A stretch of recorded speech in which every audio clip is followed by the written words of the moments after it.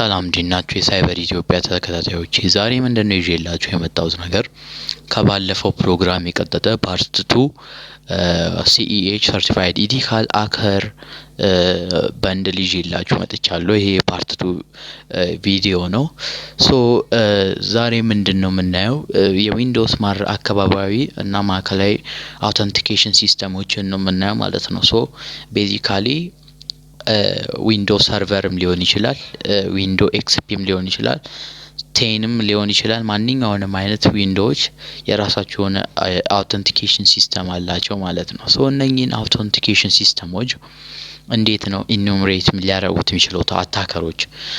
አስ ኢቲካል ሃከር እነኚህን በኦፌንሲቭም በዲፌንሲቭም ዘርፍ ማወቅ ይኖርብናል ማለት ነው። እነኚህ ነገሮች ምን እንደሚመስሉ በዛሬው ቪዲዮ እናያለን ማለት ነው።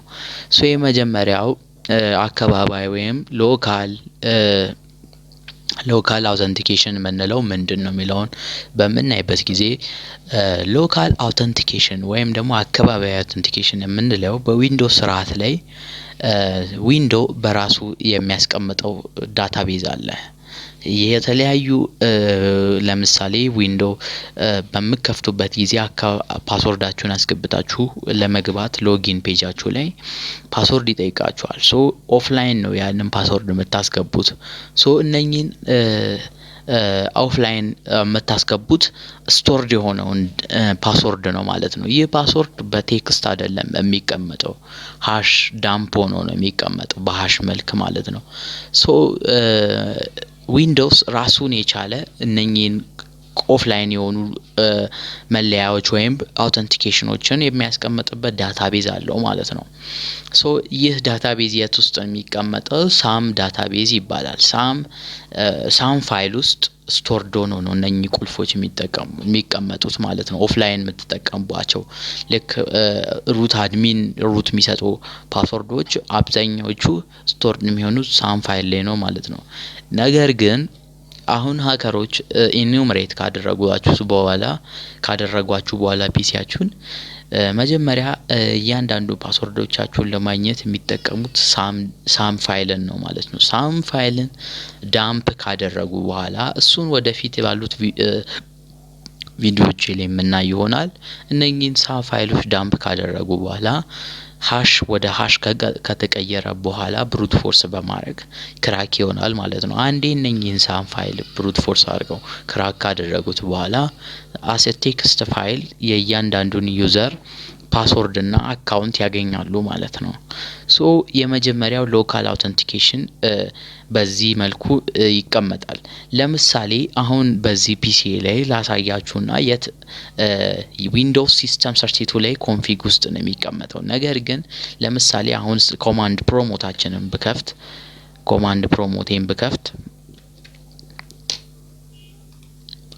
ፕሮሞቴን ከፍቼ ሲኤምዲ ላይ አስ ጀስት ዩዘር ነው መከፍተው። እንደ ኖርማል ዩዘር እከፍትና ዳይሬክተሪን ወደ ዊንዶውስ እዚህ ጋር ጀስት ኮፒ ማድረግ እችላለሁ። ዊንዶውስ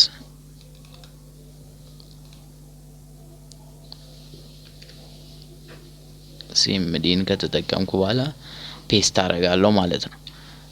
እዚህ ጋር መሀል ላይ ስፔስ አለኝ። እነኚህን አጠፋለሁ። ሳምን ጀስት አክሰስ ማድረግ እንደማልችል ላሳያችሁ። አስ ኖርማል ዩዘር አክሰስ ማድረግ አትችሉም። ሳም ፋይልን ወይም ሳም ዳታቤዝን ጀስት እንደ ዩዘር አክሰስ ማድረግ አትችሉም ማለት ነው። ይሄን ላሳያችሁ ብዬ ነው። አሁን እነኚህን ነገሮች ክሊር ካረኩ በኋላ ለመግባት በመሞክርበት ጊዜ በእርግጠኝነት አክሰስ ዲናይድ ወይም ደግሞ ፐርሚሽን ዲናይድ የሚል ነገር ዊንዶ ያሳየኛል ማለት ነው። አሁን ከዚህ በኋላ ያሉትን ክሊር እናደርግና ክሊር ካደረግን በኋላ ሂት ኢንተር እንነካለው ማለት ነው። እንደነገርኳችሁ አክሰስ ዲናይድ አለ። ለምንድን ነው አክሰስ ዲናይድ ያለው?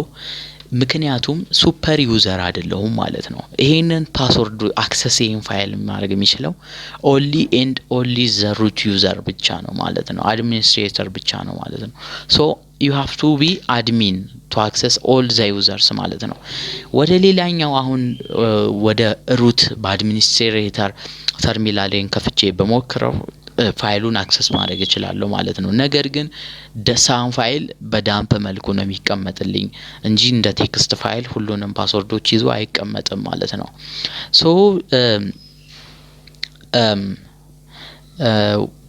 ወደ ነበርንበት ስንመለስ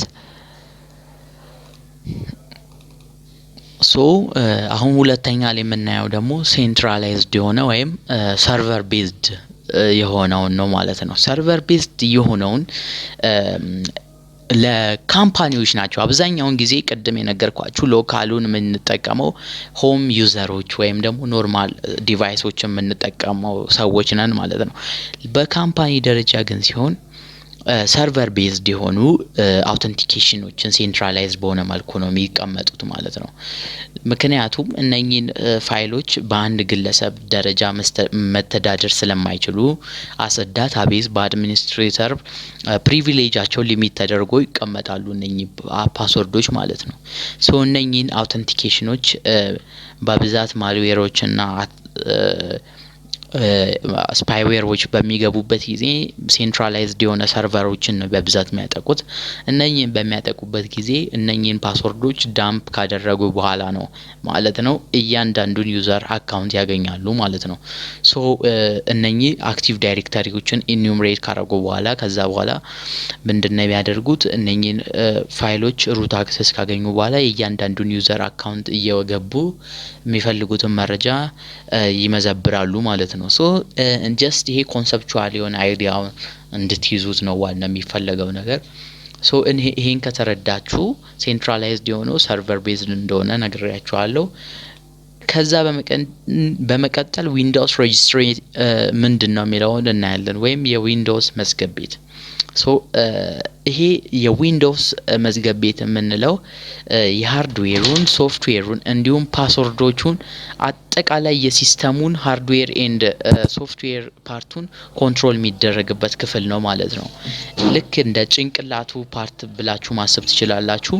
ሶ በቬሪ ሲኪዩርድ የሆነ ኢንቫይሮንመንቶች ለምሳሌ ማልዌሮች፣ ትሮጃኖች፣ ቫይረሶች ወዲያውኑ ከገቡ በኋላ የሚቆልፉት ሬጂስትሪያችሁን ነው። ለምን ከዛ ሆናችሁ አክሰስ አድርጋችሁ ሎጎችን አክሰስ እንዳይደረግ ሲስተሞች እንዲዘጉ ለመዝጋት ፋይሎችን ፖሊሲዎቹን ኢምፕሊመንት ለማድረግ ሴኩሪቲ ፖሊሲዎችን ኢምፕሊመንት ለማድረግ ዩዘሮች ላይ የሚጠቀሙት ዊንዶውስ ሬጂስተሪ ወይም የዊንዶውስ መዝገብ ቤትን ነው ማለት ነው። ሶ እሱ እንዴት ነው አክሰስ የምታደርጉት? ዊንዶውስ ፕላስ ራንን ከነካችሁ በኋላ ዊንዶውስ ፕላስ አርን ከነካችሁ በኋላ regit.exe ብላችሁ ትጽፋላችሁ ማለት ነው። በዛን ሰዓት እንደዚህ አይነት ዊንዶ አፒር ያደርጋል ማለት ነው። ሶ ይሄ ኖርማሊ የሚመጣላችሁ ነገር ነው። ግን ይሄኛው የሚመጣው በብዛት ቀደም እንደነገርኳችሁ ሎካል አውተንቲኬሽን ላይ ነው። ሰርቨር ቤዝድ ላይ ግን ዲፈር ያደርጋል እንደየ ሰርቨሩ። ለምሳሌ ሊነክስ ሰርቨሮች ላይ እንደዚህ አይነት አውተንቲኬሽኖችን አይጠቀሙም። ለየት ያለ ሬጂስትሪ ሲስተም ነው ያላቸው ማለት ነው። ሶ ለዛሬ ያዘጋጀውላችሁ ይሄን ይመስላል። ይሄን ቪዲዮ ከወደዳችሁ ላይክ እና ፎሎ ማድረግ አትርሱ። ባይ። ይመቻችሁ።